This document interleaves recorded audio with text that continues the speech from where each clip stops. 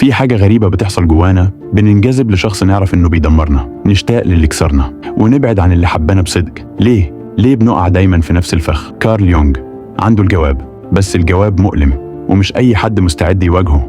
بتصحى من النوم تلاقي نفسك ماسك الموبايل فاتح شات قديم مع شخص ما كانش بيحبك زي ما تستحق، لكنه كان أول حد يخلي قلبك يدق بالشكل ده. تحاول تقنع نفسك أنا خلصت، أنا نسيت، بس الحقيقة لسه في حنين، لسه في سؤال بيقرصك من جوه. ليه كنت متمسك بشخص كان بيوجعني؟ مش أنت لوحدك، في ملايين غيرك بيعيشوا نفس المأساة، وفي سبب نفسي عميق هو اللي بيربطنا بالأشخاص اللي بيدمرونا. كارل يونغ واحد من أهم علماء النفس في التاريخ قال جملة عبقرية: حتى تصير واعيا بما في داخلك سيقودك اللاوعي وستسميه قدرا. اللاوعي، المنطقة المظلمة اللي فيها كل حاجة دفنتها زمان، كل إحساس اتخزن، كل تجربة مؤلمة، كل حاجة هربت منها. وإيه علاقة اللاوعي ده باختياراتك في الحب؟ كل حاجة. لما الماضي يتحكم في الحاضر، افتكر أول مرة اتعلقت بشخص. كنت صغيرا، ما كنتش فاهم يعني إيه حب، بس كنت فاهم حاجة واحدة: أنا محتاج إن حد يشوفني، يسمعني، يحبني. بس إيه اللي حصل؟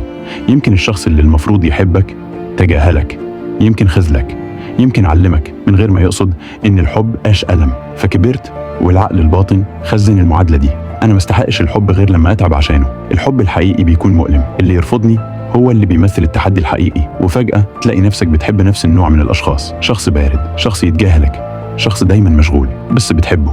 ليه؟ لأنك مش بتحبه هو، أنت بتحب الإحساس المألوف اللي هو بيخليه يطلع فيك. التعلق غير الآمن، جذور الجرح. علم النفس بيقسم أساليب التعلق ل4 أنواع. النوع اللي بيسبب أكبر ألم هو التعلق القلق، anxious attachment، وده بيحصل لما تكبر في بيئة مش دايما بتديك الحب، ومش دايما بتحرمك منه.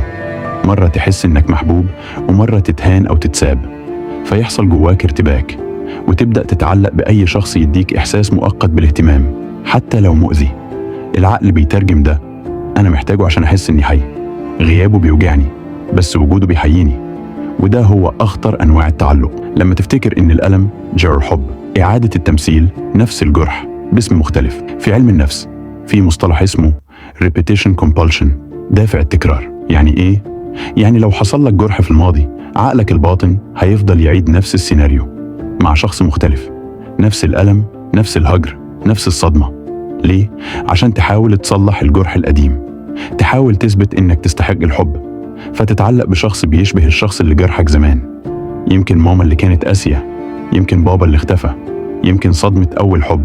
أنت مش بتحب الشخص ده، أنت بتحاول تعالج النسخة القديمة من نفسك من خلاله، بس كل مرة بتفشل، لأن الجرح ما يتصلحش من بره، لازم تبص جوه.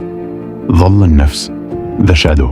كارل يونغ شرح مفهوم مهم جدا: الظل، The Shadow.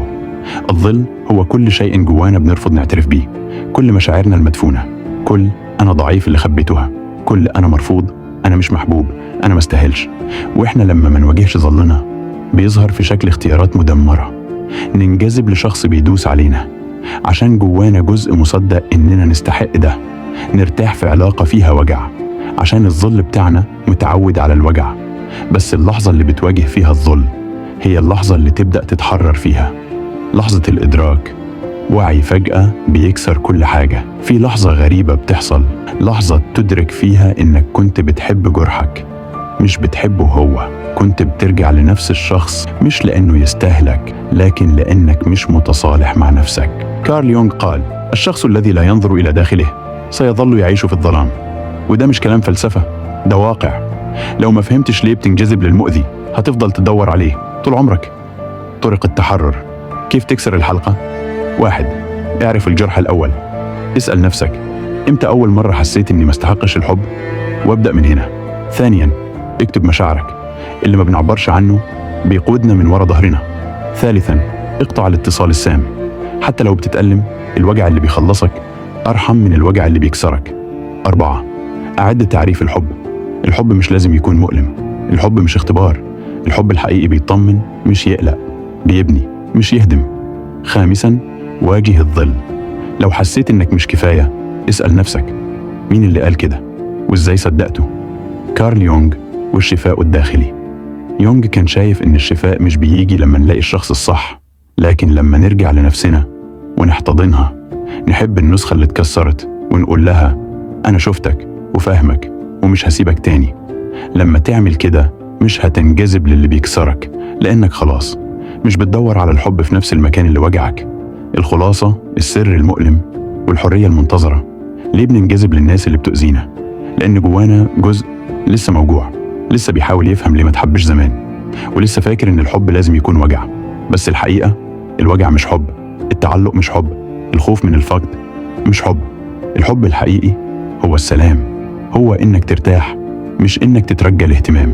لو الفيديو ده لمسك، لو حسيت إنك كنت بتكرر نفس الجرح، اكتب لي تحت أنا ببدأ أختار نفسي، وساعد شخص تاني يسمع الحقيقة اللي انت سمعتها. شارك الفيديو، اضغط لايك واشترك في القناة عشان نوصل مع بعض لحب حقيقي يبدأ من جواك. ومتنساش، اللي يكسرك مش هو اللي يستهلك، اللي يستهلك هو اللي يشيلك مش يهدك.